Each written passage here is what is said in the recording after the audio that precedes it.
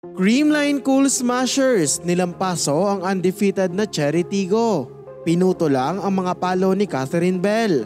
At new player combination ni Coach Sherwin effective para sa 8-time PVL champs. Pero before we begin, please don't forget to subscribe, like, and comment on this video. I-click din ang notification bell para lagi kang updated sa Creamline happenings.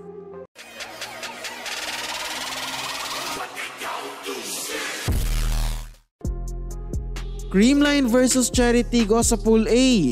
Inaabangan ang laban na ito dahil sa naglalakas ang mga imports na nakuha ng dalawang koponan. Unang set pa lang, mainit na agad ang mga kamay ng Cool Smashers. Activated agad ang middle ng koponan kaya nahirapan ang mga bantay ng Cherry Tigo.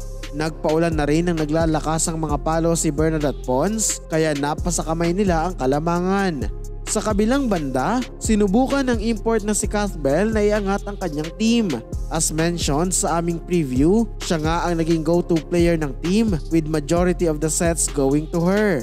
Gayunpaman, tila pinuto lang ng Girls in Pink ang karamihan sa mga palo niya kaya naiuwi nila ang set 25-20. Sa sumunod na set, bit-bit pa rin ng CCS ang nag-aalad ng momentum.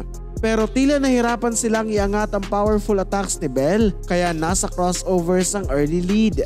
Nagpatuloy nga ang pagbubuhat niya sa Cherry Tigo kaya double digits na agad ang puntos niya. Maging si Kyla Atienza ay medyo nag-struggle dahil sa bilis at lakas ng mga palo ng CTC import. Bagamat gumana ang net defense ng Cool Smashers, hindi ito naging sapat at nakuha na nga ng Cherry Tigo ang extended set sa score na 24-26. Sa third and fourth sets, hindi na pumayag ang Creamline na maghabol ulit sila sa score. Nagpaulan na nga ng malalakas na puntos si Erica Staunton mula sa wing.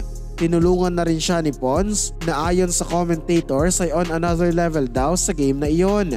Naging unstoppable nga ang former beach volleyball player at mas mataas pa ang ipinuntos niya kaysa sa import.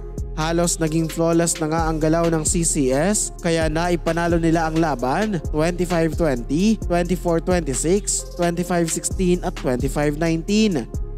Sa game na ito, tila naging effective ang new player combination ni Coach Sherwin.